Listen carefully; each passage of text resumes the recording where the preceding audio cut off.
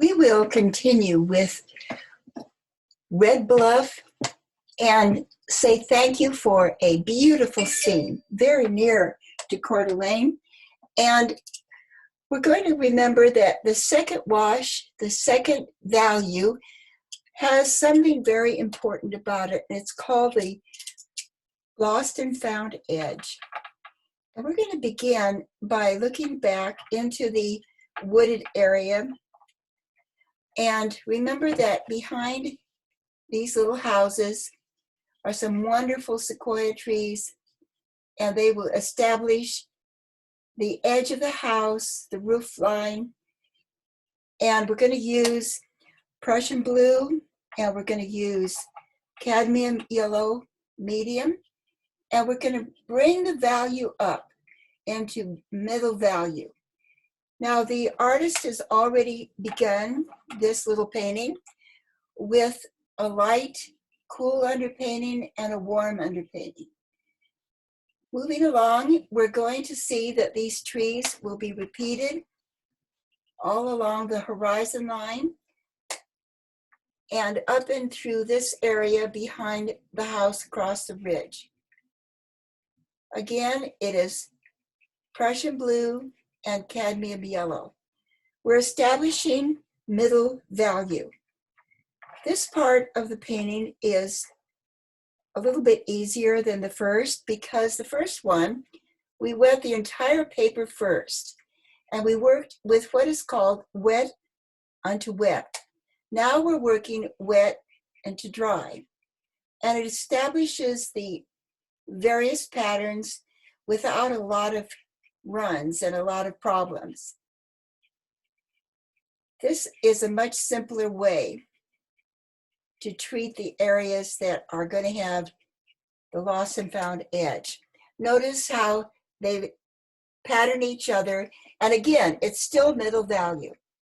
Now, moving down towards the foreground, this whole entire area is filled with beautiful flowering trees. It is a springtime shot of this particular scene, which I've been to many times during the year.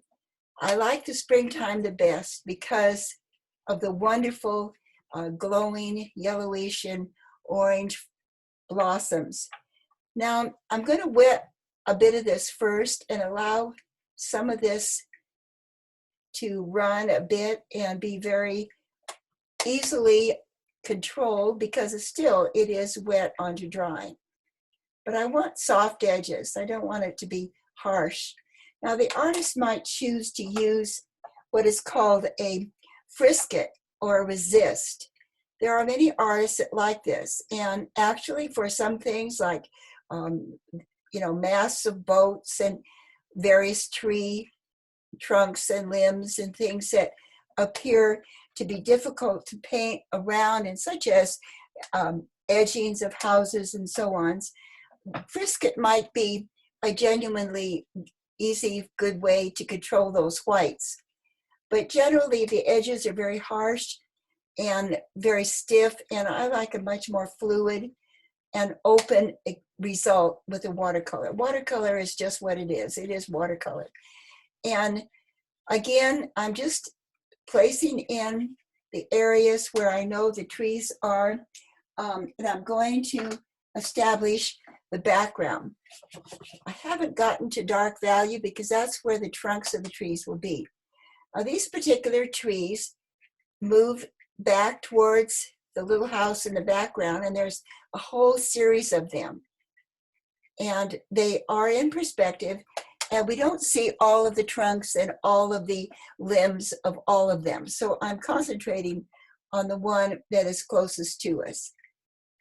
Now, after I'm satisfied with enough of the foliage, I'm going to leave that area for a moment and move over here into this side area, which is, of course, a glowing area of actually just an open ground with weeds, but it will establish the wonderful warm tones of the sun that comes across the whole field from the right-hand side. And again, we want to be very consistent with the sun from this direction in.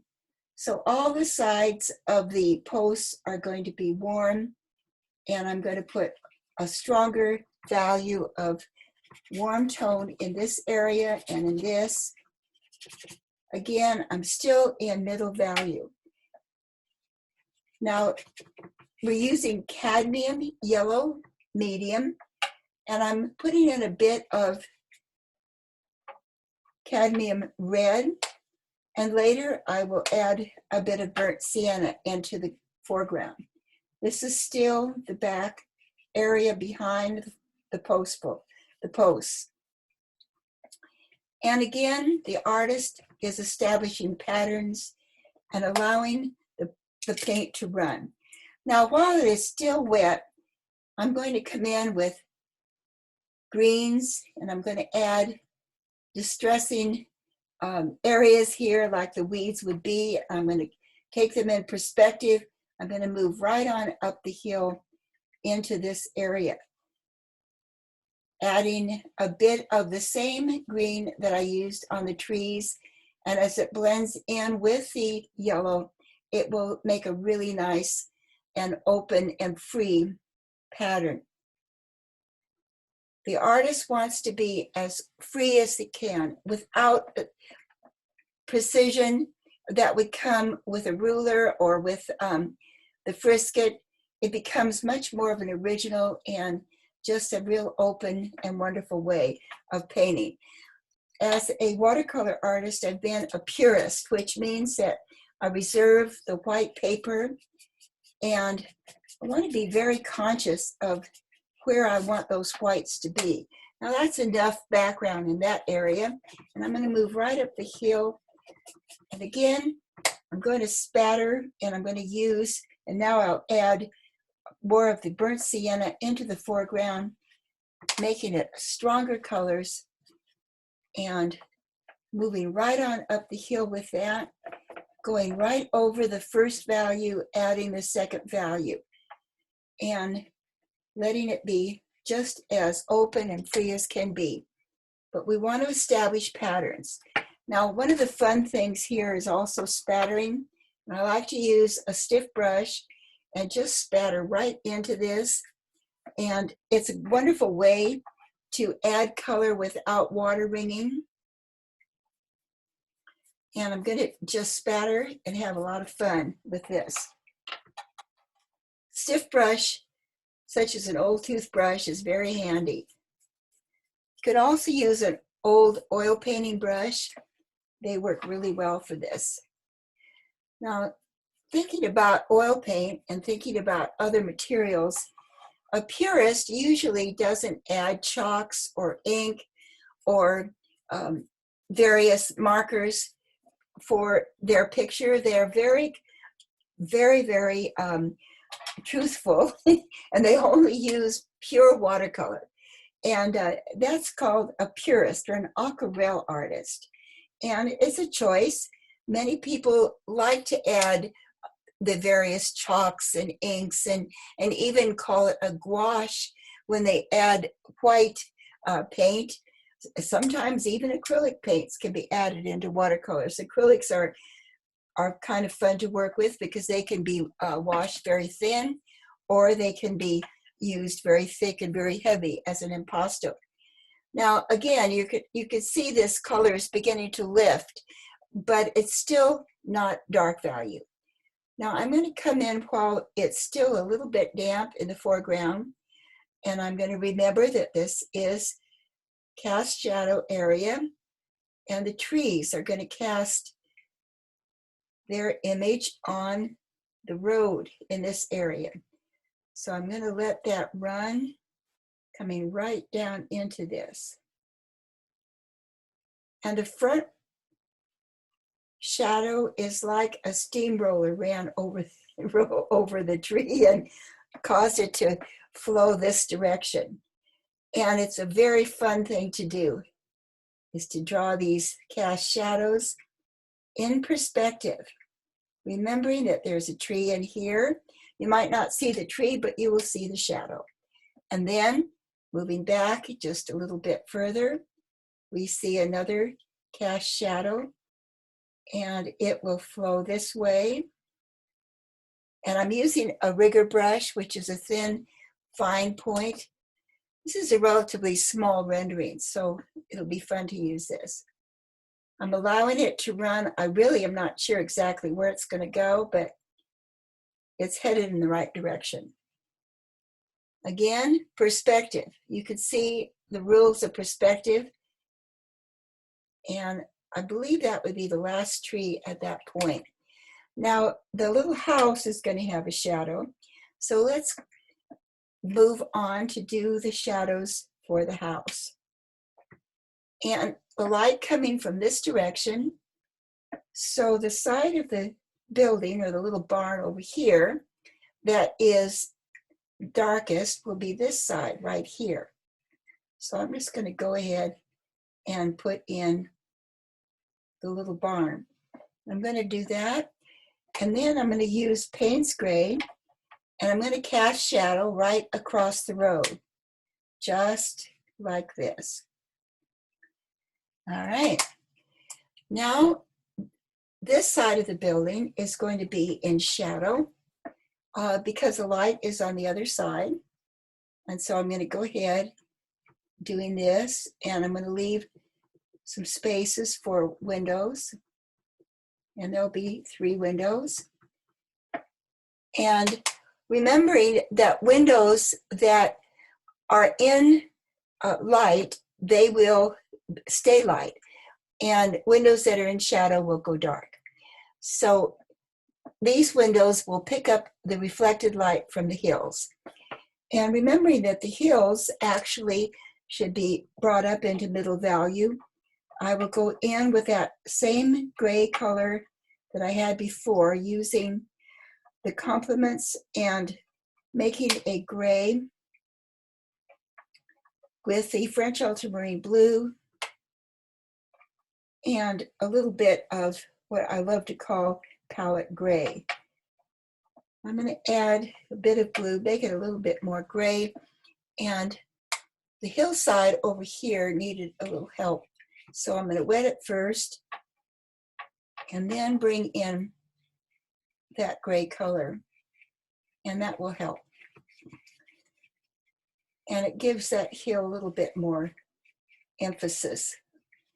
Continuing over here, not forgetting the lost and found edge, which will define the edge of the building. Again, it's still middle value, so I don't want it to get too dark.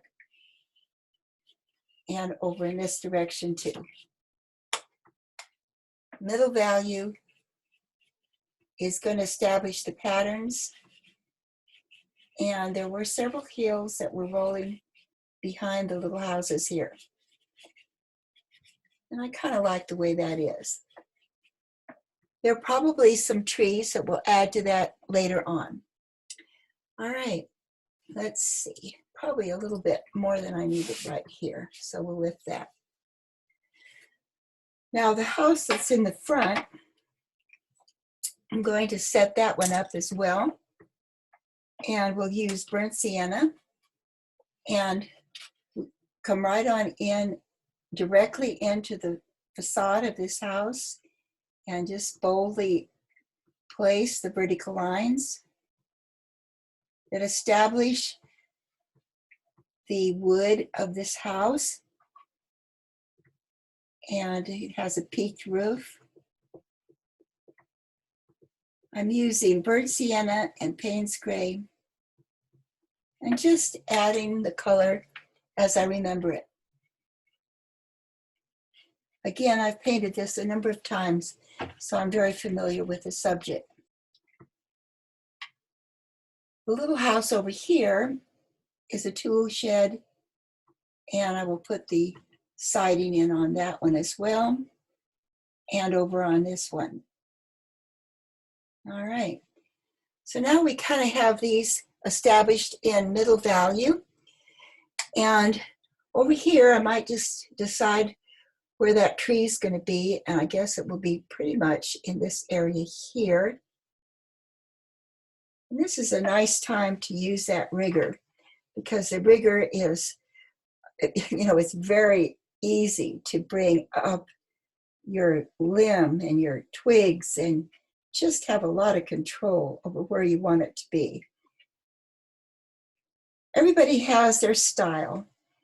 And I've said so many times, if I wanted this tree to be exactly like it was supposed to be, I would use a camera. But I'm an artist, and I can pretty much move a tree or make it as big as I want. I can change the tree. I can leave it out. I can transplant it. I can move a mountain. As artists have lots of fun doing that. And I'm going to indicate these trees going right on up the hill. And I'm just loving the way this rigger is gently placing these lines. And later, when I get into dark value, it will be much more precise. So for right now, that kind of makes a nice pattern. And I will draw this into this area. And the tree back here is kind of hidden. Quite satisfied with that. And I probably need some more foliage in this area later. All right, so now we have middle value. And again, I don't want to do a brown pole or a brown pole just to make it because it happens to be there. I want it to be much more interesting. So I'm going to start to add some of the definition of the old wood, and I'm going to do it this way. Instead of a completely solid brown, I'm just going to let kind of the grays and a little bit of the scubbling, and I'll do that with a dry brush after a while. There's another pole in here, but it's too wet really to establish, so I'll leave that for a moment. Come over in here, and some of the middle value suggestions have been placed. Also, looking back to the weeds behind it, these weeds also should be casting a shadow or picking up a little bit more behind the posts. And this always establishes the design of the posts because the grasses grow right behind it like that. And it adds a lot to that area of the picture. Also, there are probably going to be a lot of rocks and various things in the foreground that'll make it very, very interesting as this picture progresses. So we're going to end this session right now.